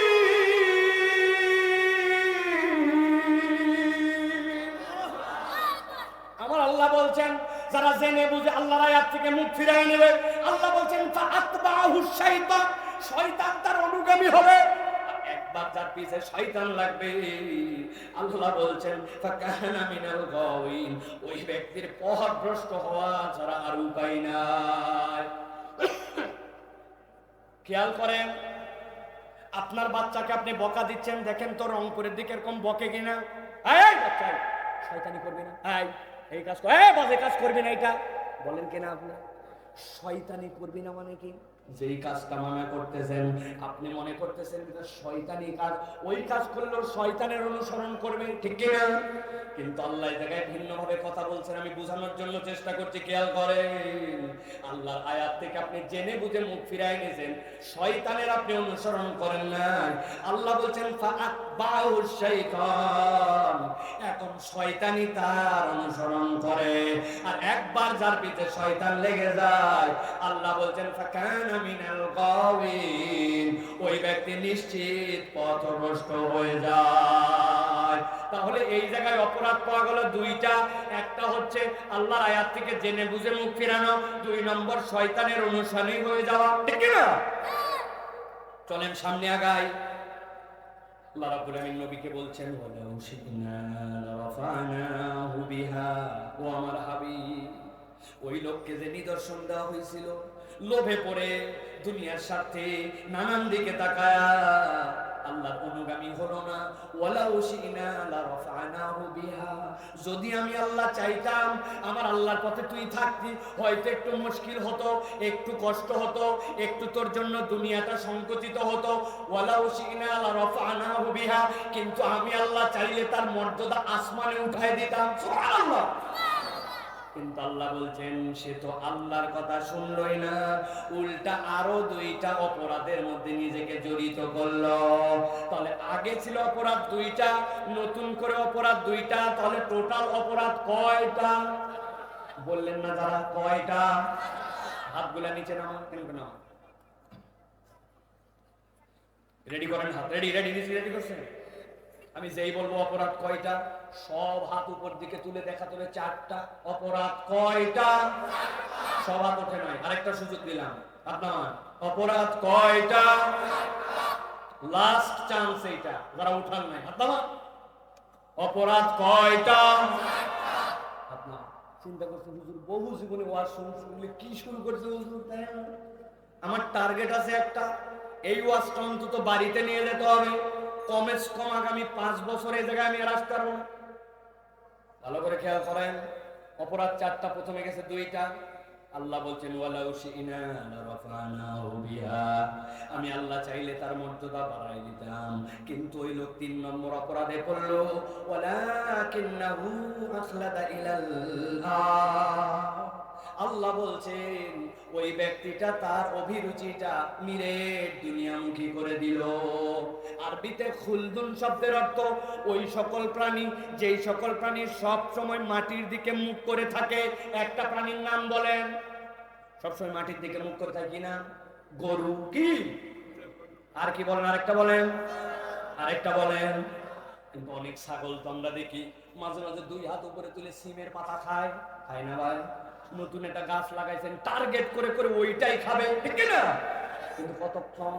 5, 10, 15, 20 সেকেন্ডের পরে হাত নামায় ফেলে। ছোটবেলায় আমার একটা বিড়াল ছিল, ওর যখন মুড ভালো থাকতো তখন 2 পা তুলে 2 পা দিয়ে হাঁটতো। খুব রেয়ার এইটা, আমি এটা বলার জন্য বলছি, মাথায় রাখেন দুনিয়াতে এত প্রাণী থাকতে আমরা শ্রেষ্ঠ কেন? সারা জীবনের জন্য কলিজার মধ্যে এটা ঢুকায় নেন। দুনিয়াতে প্রাণী হচ্ছে 3 ধরনের। এক ধরনের প্রাণী মুগিব্বানাল আওয়াজি, যেই প্রাণীগুলা সরীসৃপ, সব সময় মুখের ভরে চলে, কেঁচো, টিকটিকি, সাপ আছে কিনা, ওই প্রাণীগুলা সিজদার হালতে। আর একদল প্রাণী চার পানিতে মাথা যদি উঁচু করে কিন্তু সব সময় মুখ নিচে, ওরা রুকুর হালতে।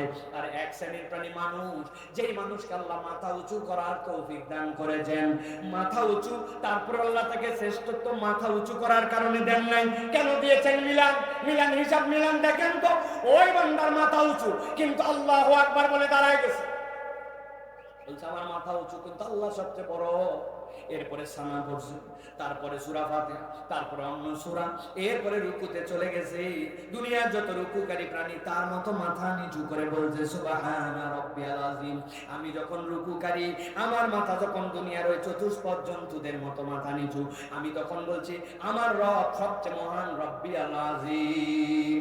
ওই বান্দা এরপরে মাথা উঁচু করছে, আসলে কথাটা তার নয়, সে বলছে সামি আল্লাহু লিমান হামিদা, এইটা রব্বুল আলামিনের কথা।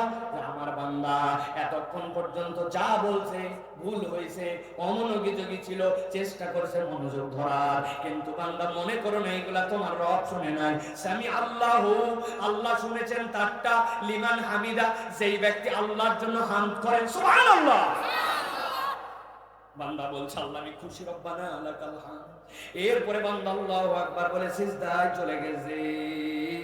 বান্দা 8টা অঙ্গ লাগায় দিয়েছে, 2টা পায়ের মাথা, 2টা হাঁটু, 2টা কপাল আর নাক, এই অঙ্গগুলা দিয়া যখন তার মুখটা একবারে নিচে, তখন বলতেছে সুবহানা রাব্বিয়াল আলা। আরবের মুশরিকরা বলতে এ আবার কেমন ধর্ম, মাথা নিচু পাছা উঁচু, ওরা এরকম করে সিজদা দিতে জানতো না। আল্লাহ বলছেন আমার বান্দা একবারে যখন কপাল নিচু, তখন বলছে সুবহানা রাব্বিয়াল আলা। আমার বান্দা রুকুতে থাকতো, আমাকে বড় বলে, দাঁড়ায়ও বলে, সিজদাও বলে। দুনিয়াতে বান্দা, এই জন্য নবী বলতেছেন সিজদায় যখন যায় আল্লাহর নিকটবর্তী হয়ে যায়, আল্লাহর কাছে যা চায় আল্লাহ সিজদাকারী বান্দাকে তাই দিয়ে দেয়।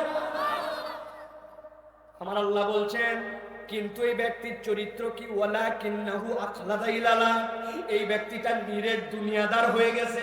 কি হয়েছে? হালাল হারাম মানে না, ডান বাম চেনে না, যা তার হোক আর না হোক ওর দুনিয়ার স্বার্থ সবার আগে। এরকম লোক আছে না? চিনতে পারেন না? আমি 2-1 জনকে একটু চিনাই দিব। বাজার করতে গেছেন রংপুরে ঈদের মধ্যে, আপনাকে দেখে এক দোকানদার বলছে আপনার মতো চেনা লোক বলে কেনা দামে দিলেন। কি বলছে? বাপ দাদার জন্মে দেখা হয়নি, ওকে বলছে চেনা লোক, আর বলছে কেনা দামে দিলাম বলে 500 টাকা কাল্লা কাটছে। কারণ কি? মাল হালাল, সব হালাল, কিন্তু ওই লোকটা সব কিছুর ঊর্ধ্বে মনে করছে তার বিক্রি বেচা হওয়া লাগবে। দুনিয়ার টার্গেটে মিথ্যা কথা বলতে এক মুহূর্ত দেরি করে না। এরকম লোক আছে কিনা? ওয়ালাকিন্নাহু আখলাদা ইলালা, ওর লাগবে খালি দুনিয়া, হালাল না হারাম দেখার সময় নেই। মুরব্বি সকালবেলা কাদের মধ্যে কোদাল দিয়ে মাঠে রওনা, লোকজন বলছে এত ফজর বেলা আপনি কই যান? বলছে বাবা রোদ উঠলে আর কাজ করতে পারি না, এই জন্য একটু জমিতে যাচ্ছি। কেন? বলে আমার একটু আল কাটা বাকি আছে। আসলে মুরব্বির টার্গেট আল কাটা না, ওনার সাথে যার জমি লাগানো ওই পারের জমিওয়ালা কোনো আল কাটে পারে না, উনি একটু আল কাটার নাম করে 4 আঙ্গুল জমি একটু ঠেলতে চান। রংপুর অঞ্চলের না, এই যে তার জমির 4 আঙ্গুল, 1 বিঘার খাজনা খারিজ, 1 বিঘার সপ্তাহ ঠিক, 1 বিঘায় হয়েছে 25 মণ, আর 4 আঙ্গুলে লাগাইছে 100 গোস, ওটা তো হয়েছে 5 কেজি। ওই লোকটার 5 কেজি হারাম। এত বড় দাড়িওয়ালা, নামাজ কালাম করে, কিন্তু ওই 5 কেজি দুনিয়ার সাথে কখনো ত্যাগ করতে পারে না, হালালের সাথে হারাম মিশাই ফেলছে। ওকে আপনি যত বুঝতেন বলবো এটা আমারই জমি ছিল, আলকাটি নাই, জায়গা বাইর করে নিয়েছি। আছে কিনা? আল্লাহ বলছেন ওয়ালাকিন্নাহু আখলাদা ইলালা, এই লোকের চরিত্র হচ্ছে নিরেট দুনিয়াদার হয়ে যাওয়া, ও দুনিয়া ছাড়া কিচ্ছু বোঝে না। 4 নম্বরে কি? আল্লাহ বলছেন ওয়াত্তাবা হাওয়া, এই ব্যক্তির 4 নম্বর অপরাধ হচ্ছে সে নিজের মন পছন্দ জিন্দেগি যাপন করে। যতটুকু তার ভালো লাগে ইসলাম নেই, আর যতটুকু তার ভালো লাগে না ইসলাম পালন করে না। আল্লাহর ইচ্ছায় নয়, বরং তার ব্যক্তি অভিরুচিতে ইসলাম পালন করে। ঠিক কি না? এরকম মুসলমান আমাদের এলাকায় আছে। সব চুপ করে গেলেন যে ভাই ঘুমায় গেছেন নাকি? আছে, আছে আর বলেন না, বলেন আমরা। আছে, কি মজা। আপনার মুখে দাড়ি কোথায়? হ্যাঁ ভাই দাড়ি কর। বলে হুজুর এখনো বয়স হয়নি। আছে না? বিয়ের কথাবার্তা চলছে, যে মেয়ের সাথে কথাবার্তা ওই মেয়ে দাড়ি পছন্দ করে না। আমি আপনাকে ফতোয়া দিয়ে গেলাম, হুজুরদের কাছ থেকে যায় ফতোয়া নিয়ে নিবেন। যেই মহিলা দাড়ি পছন্দ করে না ওই মহিলাকে আপনার জেনে বুঝে বিয়ে করা জায়েজ না। দাড়ি রাখো না কেন? বলছে এখনো বয়স হয় না। আপনি যদি বলেন ভাই কিসের বয়স, আবার বয়স আবার কি? দাড়ি তো উঠে কি মায়ের পেটে হওয়ার পরে নাকি? বয়স হলেই তো দাড়ি উঠে। আনস্মার্ট লাগে, আছে না? আপনি যদি আনস্মার্ট লাগে বুঝে বলেন, তাহলে আল্লাহর নবীর দাড়ি ছিল, পৃথিবীর সকল পয়গম্বরের দাড়ি ছিল, একজন সাহাবী দাড়িহীন ছিলেন না। আল্লাহ নবীকে বলছেন ইন্না আকরামাকুম ইনদাল্লাহি, আল্লাহ নবীকে বলছেন আপনাকে আমি দুনিয়াবাসীর কাছে মানদণ্ড হিসাবে উপস্থাপন করেছি, আপনি হচ্ছেন দুনিয়ার জন্য মানদণ্ড। নবীকে বলতেছেন আল্লাহ আপনার থেকে বড় চরিত্রের উপর আর কেউ অধিষ্ঠিত নয়। তাহলে আপনি নিজেকে আনস্মার্ট বলেন দাড়ি রাখলে, তাহলে আপনি ধাক্কা নবী পর্যন্ত মারেন। বুঝে যদি বলেন আপনার ঈমান চলে যেতে পারে। ঠিক না? ঢাকা বিশ্ববিদ্যালয়ের এক ছেলের নাকি ফুকু দাড়ি। স্যার বলছে রে তোকে দেখতে তো ছাগল ছাগল লাগে। কেমন লাগে? ছাগল ছাগল লাগে। টিটকারি করে বলছে। ওই ছেলে আবার সুপার স্মার্ট। ও বলছে sir you are absolutely right. বলছে বাবারে আমি টিস করে বললাম তোকে, উল্টা তুই বলতেছিস অ্যাবসলিউটলি রাইট। এটা আবার কেমন কথা? বলছে কেন স্যার এখানে হোয়াট ইজ রং? আপনি আমার যা আছে ছাগলের মতো, এই জন্যই তো আপনি এটা বলছেন। কথা তো ঠিক, তবে স্যার আপনি অনুমতি দিলে আমার একটা অনুভূতি আছে বলবো। বলছে বল। বলছে স্যার আমার ছাগলের মতো দেখতে জন্য ছাগল ছাগল লাগে, কিন্তু আপনাকে দেখে আমার একটা কথা মনে হয়। কি কথা বল? বলছে আপনাকে দেখতে আমার কুত্তা কুত্তা লাগে। কুকুরের মুখে দাঁড়িয়ে আছে, কুত্তা কুত্তা লাগে আপনাকে দেখতে, সমস্যা কোথায়? ও প্রিয় ভাই, আপনাকে আমি অপমান করার জন্য বলছি না। ওয়াত্তাবা হাওয়া, আপনি একটু মিলায় দেখেন, অন্য কোনো স্বার্থে নয়। আপনি যে আল্লাহর হুকুমটা অমান্য করতেছেন, এটা আপনার অন্তরের সাথে ইলা বানাইছে। আপনাদের রংপুরে বিয়ে শাদী হয়, কথা বলতে হবে তো। ও পিছনে যারা আছেন কথা বলেন, একটু হাত তোলেন। হয় মামাতো বোনের বিয়ে, খালাতো বোনের বিয়ে, নিজের বোনের বিয়ে, আত্মীয় স্বজনের বিয়ে। দেখেন তো এবার ইসলামের বিয়েটা কেমন। আলেম ওলামা আছেন এখানে। ইসলামের বিয়ের মূলত 3টা জিনিস। 1 নম্বর ইজাব আর কবুল ফরজ। 2 নম্বর ওয়াতুন নিসা সাদুকাতিহিন্না নিহলা, মেয়েদেরকে তোমরা সাধ্যের মধ্যে তোমাদের পক্ষ থেকে দেনমোহর দিয়ে দাও। 3 নম্বরে আউলিম ওয়ালাউ বিশাতিন, ছেলের বাড়িতে নিয়ে আসার পরে একটা আনন্দ করে ওলিমার অনুষ্ঠান করো, সবাইকে খাওয়াও, কাউরে জানানো বাদ রেখো না, আশপাশে ঢোল দিয়ে জানাও যে সবার জন্য এই বিয়েটা হলো। ইসলামের বিয়ের যা আনন্দ সবগুলা এই ইজাব কবুল, সবগুলা ওলিমা, সবগুলা আপনি যে তার জন্য, এই যে আপনি তার জন্য দেন মোহর, এর মধ্যে আনন্দ ফুর্তি সব শেষ। আমি জিজ্ঞাসা করবো, একটা মুখ বন্ধ থাকবে না। রংপুর অঞ্চলেও কি এইটুকুতেই বিয়ে শেষ?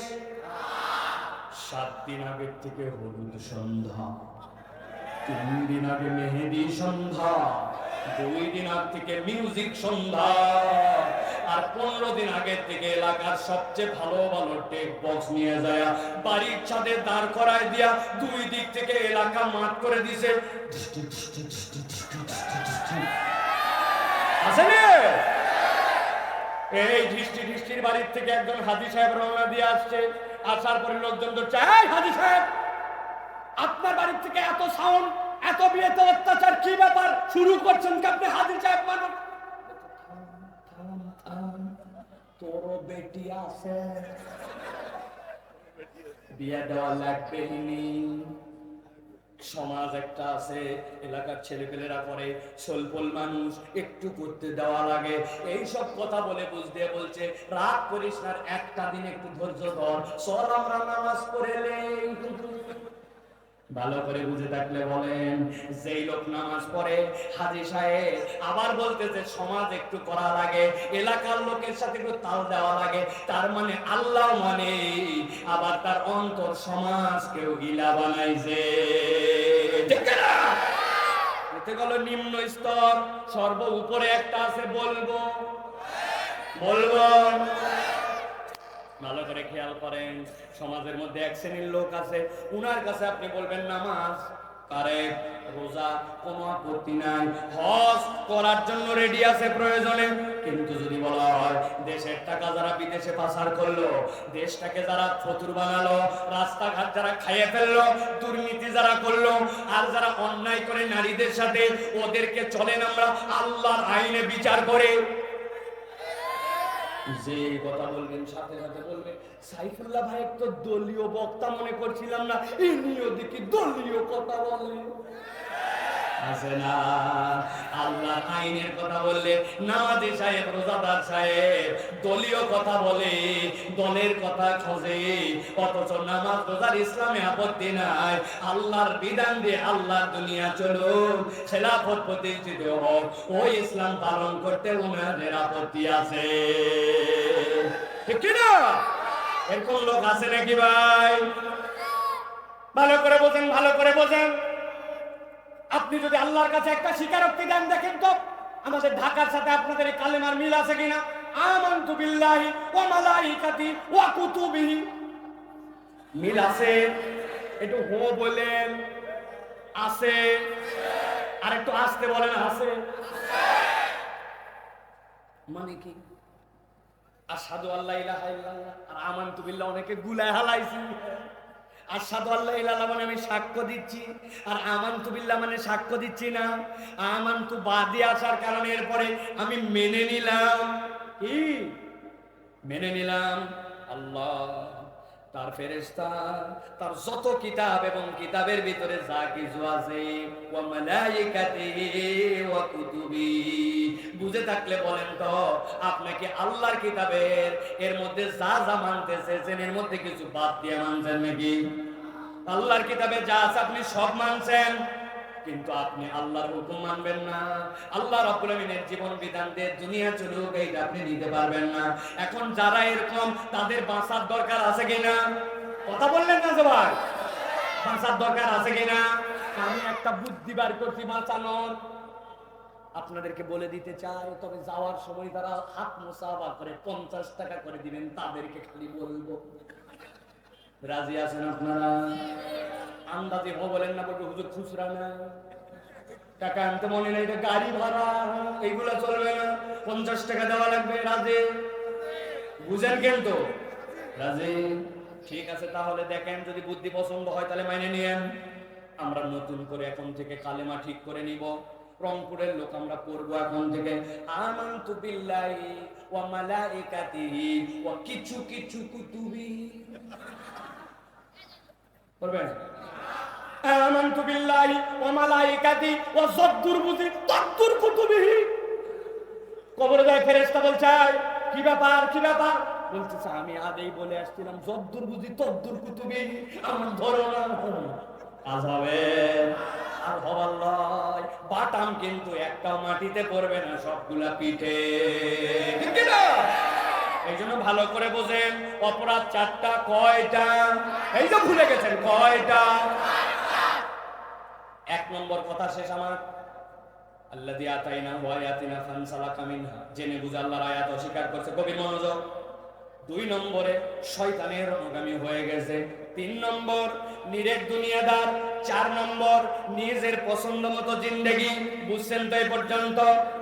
আল্লাহ বলছেন, নবী কথা শেষ করেন, আল্লাহ বলছেন এবার ফামাসালুহু কামাসালিল কালব ইন তাহমিল আলাইহি ইয়ালহাস আও তাতরুকু ইয়ালহাস যালিকা মাসালুল কওমিল লাযীনা কাযাবু বিআয়াতিনা ফাকসুসিল কসাস লাআল্লাহুম ইয়াতাফাক্কারুন। আল্লাহ বলছেন নবী বলে দেন, যাদের জীবনে এই 4টা অপরাধ পাওয়া যাবে, জেনে বুঝে আল্লাহর আয়াত অস্বীকার, শয়তানের অনুগামী, নিরেট দুনিয়াদার, হালাল হারাম কিচ্ছু বিবেচনা করে না, আর যদি ওই ব্যক্তি নিজের মন পছন্দ জিন্দেগি চালায়, আল্লাহ বলছেন তার উদাহরণটা আল্লাহর কাছে কুকুরের মতো। কার মতো? সবার মধ্যে বলতে হবে কার মতো? জোরে বলেন কার মতো? বলেন কুত্তার মতো। কার মতো? জোরে বলেন কার মতো? এত জোরে কেন বললাম ভালো করে বোঝেন। আপনি চিন্তা করছেন নিশ্চয়ই কুত্তা বিরাট একটা খারাপ প্রাণী, তাই তো না? বিরাট নাপাক প্রাণী, বিরাট বাজে প্রাণী, আল্লাহ এই জন্য কুকুরের মতো বলছেন, তাই নাকি? না, অনেক মানুষের তুলনায় আমরা দেখেছি কুকুর অনেক কৃতজ্ঞ, ঠিক না? অনেক মানুষ আমার দিকে তাকান, আরে সিস্টেম গেছে চেহারা তো আমার এতক্ষণ চোখে অ্যাডজাস্ট হয়ে গেছে না, কথা শেষ তো এখন, ভালো করে খেয়াল করেন। তাহলে অনেক মানুষের থেকেও কুকুর কৃতজ্ঞ হয়, ঠিক না? আন্দাজি ঠিক বলছে। প্রমাণ আছে আপনাদের কাছে? আমার কাছে প্রমাণ আছে একটা, ভালো করে খেয়াল করেন। আমার বাসার সামনে এক দোকানে আমি চা খেতে বসছি বিকালবেলা, এদিকে যেই না চা খাচ্ছি, আমার আবার চায়ের মধ্যে একটু বিস্কুট সুবাই খাওয়ার অভ্যাস আছে, আপনাদের আছে ভাই? সুবাই বিস্কুট খান আপনারা? উপর দিকে তাকায় দেখি কি বিস্কুট, তাকায় দেখি একটা এনার্জি, একটা নামায় নিছি, কয় টাকা দাম? 5 টাকা। কয় টাকা? কয় পিস থাকে? জি না, 3 পিস, একটা কমাইছে, খেয়াল করেননি আপনারা? বিস্কুট ছিঁড়ে নিয়েছি, নিয়ে একটা চায়ের মধ্যে চুবাইছি, চুবানো মাত্র হঠাৎ করে কোত্থেকে একটা লোক এসে উদয় হয়েছে, আইসে আমার সামনে, আরে সাইফুল্লাহ ভাই, আপনি এই এলাকায় থাকেন, আমার তো আপনাকে দেখার পর হাত পা কাঁপতেছে, ছবি তুলবো কিন্তু ছবি তুলতে পারতেছি না, মানে উনি উত্তেজনায় 5 বছর ওয়াজ শুনছি, ডাইরেক্ট আপনার সামনে পাইছি। হয় কিনা এরকম ভাই? মোহব্বত, ভালোবাসা, এই জন্য উত্তেজনা। আমি বললাম ভাই, যত কথা বললাম এখনো তো সালাম দেননি, সালাম দেন। সালাম দিতে ভুলে গেছি। এরপরে সালাম দিয়েছে, বললাম বসেন আমার সাথে একটু চা খায়েন। ওই লোক যেই না বসছে, এই যে 10-12 সেকেন্ড গেছে, আমার চায়ের মধ্যে বিস্কুট চুবানো আছে, উনাদের সাথে কথাবার্তা শেষ, এবার বিস্কুট তুলে মুখে দিব, মুখের কাছে আসার আগে দেখি বিস্কুট অ্যাক্সিডেন্ট, বিস্কুট অ্যাক্সিডেন্ট করে নিচে পড়ে গেছে। যেই না নিচে পড়ছে, পাশে বসা ছিল এক কুকুর, কোত্থেকে যেন দৌড়ায় আসছে, লেজ নামায় দিয়া আমার পায়ের কাছে এসে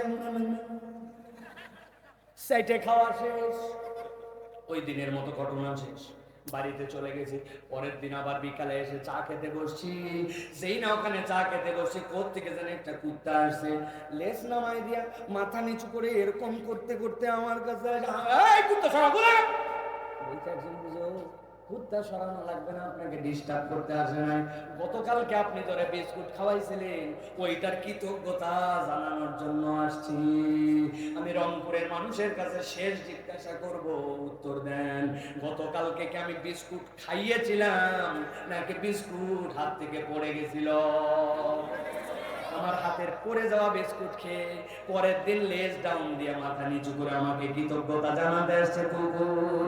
কিন্তু এমন অনেক মানুষ পাবেন, তার বিপদে আগায় গেছেন, টাকা হাওলাত দিয়েছেন, তার অভাবের সময় পাশে ছিলেন, তাকে পেছন থেকে আগাতে আগাতে উপরে দিয়েছেন, এখন আপনার একটু প্রয়োজন, আপনাকে আর চেনে না, হাওলাত দেওয়া টাকা ফেরত দেয় না, উল্টা সুযোগ পাইলে এতদিন যে উপকার করছেন তার বদলে আপনাকে 5 দিতেও কুণ্ঠিত হয় না। আছে কিনা? আমার আল্লাহ বলছেন, কামাসালুহু কামাসালিল কালব ইন তাহমিল আলাইহি ইয়ালহাস আও তাতরুকু ইয়ালহাস, যালিকা মাসালুল কওমিল্লাযীনা কাযযাবু বিআয়াতিনা। আমার আল্লাহ বলছেন, আমি এই জন্য কুকুরের উদাহরণ দিলাম, কুকুরের পিঠে তোমরা বোঝা চাপাও না, কিন্তু কুকুরকে যদি বোঝা চাপাও হাঁপাবে, ছেড়ে দিলেও হাঁপাবে। আরবিতে লাহাসুন শব্দের অর্থ জিহ্বা বের করার পরে যে লাল পরে, ওইটাকে লাহাস বলে। কুত্তার স্বভাব চরিত্র হচ্ছে লাল করবে, জিহ্বা বের করবে, করার কারণে সে হাঁপাতে থাকবে। ঘুমায় থাকলেও কুত্তা স্থির না, দেখবেন কান নড়ে, লেজ নড়ে, ঠিক কিনা? আল্লাহ বলছে, আল্লাহর আয়াত জেনে বুঝে অস্বীকার, শয়তানের অনুগামী, আমন পছন্দ জিন্দেগি, নিরেট দুনিয়াদার, কোনো সমস্যা নাই। আল্লাহ বলছেন এই চরিত্র যদি তোমার মধ্যে থাকে, আল্লাহ রাব্বুল আমিন তোমার জিন্দেগিটা দুনিয়া আখিরাতে কুত্তার মতো অস্থির বানাবে। নাউজুবিল্লাহ বলেন। একটু হিসাব মিলান, আপনার আমার জীবনের সুখ শান্তি আগের মতো আছে না কমে গেছে? চাই আরো চাই, কি চাই তাও জানি না, অস্থির অস্থির জেনারেশন, এমন এমন ভাব সাপ চলাফেরা ঠাঁট বাঁট কথাবার্তা যেন কি আসলে কিচ্ছু না, কি জন্য এরকম করতেছে তাও জানে না, ঠিক কিনা? ঠিক না? অস্থিরতার জীবন। ও যুবক, তুমি ভাবতে পারো দুনিয়ার জীবন এরকম করে পার করে দিলাম, কিন্তু এমন একদিন খাটলি লেগে যাবে। যারা মুদ্রাকে গোসল করায়, যদি পরিচিত থাকে, যে জিজ্ঞাসা করো, সকল মুদ্রার গায়ের থেকে কাপড় খোলা যায় না, কাঁচি দিয়ে কেটে ফেলে দিতে হয়। এরপরে বড়ই পাতার গরম পানি গোসল করায়। ওই বাড়ির লোক, ওই বন্ধু, ওই এলাকার মানুষ লোকের নাম জানে আর নাম বলে না। মুয়াজ্জিন বলে মাইকে ঘোষণা দিব লাশের জানাজা কখন, বাপকে সন্তান বলে লাশ বের করবে কখন, কবর দেওয়ার যারা খুঁড়বে সে বলে লাশের গোরস্থান কোন জায়গায়। ওই ব্যক্তি আর ব্যক্তি থাকে না, তখন লাশ হয়ে যায়। দুনিয়ায় না হয় কোন রকম পার করলাম, কিন্তু কবরে যাওয়ার পরেও যদি পরকালের জিন্দেগিটাও কুত্তার মতো হয়, বুঝে থাকলে বলেন তো বাঁচার কোন আর কায়দা আছে? আমার আল্লাহ বলছেন নবী শেষ করে দেন আজকের মতো। ফাকসুসিল কসাসা, ফাকসুস এক বচন, কসাস বহু বচন। হে নবী, আপনাকে বলা হলো ফাকসুসিল কসাসা লাআল্লাহুম ইয়াতাফাক্কারুন। ওই ব্যক্তিদের কাছে আপনি এই কিস্সাগুলা বলে দেন, আশা করা যায় তারা চিন্তাশীল হবে। যার মধ্যে হালাল হারামের বিবেচনার বোধ নাই, ও বিবেচনায় আসবে, নিজের জিন্দেগিটা আল্লাহমুখী করবে, জেনে বুঝে আল্লাহর আয়াত যেইগুলো আল্লাহর হুকুম ওইগুলো অস্বীকার করবে না। আর জানে শয়তান তার বন্ধু নয়, শত্রু, ওই ব্যক্তি শয়তানের পথ থেকে সরায় নেবে। আল্লাহ বলছেন আশা করা যায় ওই ব্যক্তিরা চিন্তা করবে। তবে নবী আপনাকে বলে রাখি, সাআমাসালাল কওমুল্লাযীনা কাযযাবু বিআয়াতিনা ওয়া আনফুসাহুম কানু ইয়াজলিমুন। যারা আল্লাহর আয়াত অস্বীকার করে, ওদেরকে বলা আর না বলা সমান। ওরা নিজের জেনে নিজের নফসের উপরে জুলুম করেছে। তাহলে দল দুইটা এই ঘটনা শোনার পরে একদল চিন্তা করে কুত্তার জিন্দেগি নয় মানুষের জিন্দেগি নিবে, আরেক দল কিচ্ছু শুনবে না, ওয়াজের আগেও যা পরেও তা। আমরা আজকে সিদ্ধান্ত নিতে হবে জীবন পরিবর্তন করব নাকি যা ইচ্ছা তাই। যদি করতে চাই তো আল্লাহকে দেখায়। এটা কি নামাজ ধরে না বাদ দিয়ে, মিথ্যা কথা বলে না ছেড়ে, গীবত গিল্লা করে না বাদ দিয়া, গালিগালাজ বাপ মায়ের কথা শুনে না না শুনে, বুঝে বলেন, বুঝে বলেন, হারাম সম্পর্ক রেখে না বাদ দিয়া, মোবাইল ভর্তি গান বাজনা নাটক সিনেমা রেখে না ডিলিট করে, কানগুলাকে গান শুনায় না গান বাদ দিয়া, টাকনুর নিচে কাপড় রেখে না উপরে তোলে, বুঝে বলবেন। আল্লাহ আমাদেরকে কবুল করুন, আল্লাহুম্মা আমিন। আল্লাহ আমাদেরকে কবুল করে বলেন আল্লাহুম্মা আমিন। প্রিয় ভাইয়েরা, আর কোন 12:30 বাজে এখন প্রশ্ন নিয়ে আসছে। আল্লাহ রাব্বুল আলামিন আমাদের আজকের আশা, আমাদের বসা।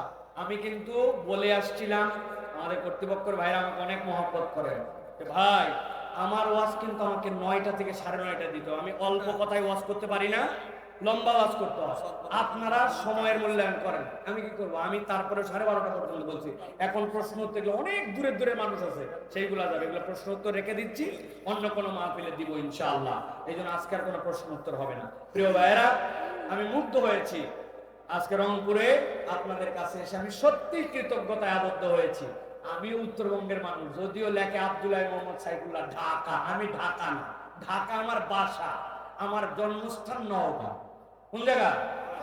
তাহলে এটা কি যমুনার ওই পারে তো না, এই পারে, আমরা একই বঙ্গের মানুষ।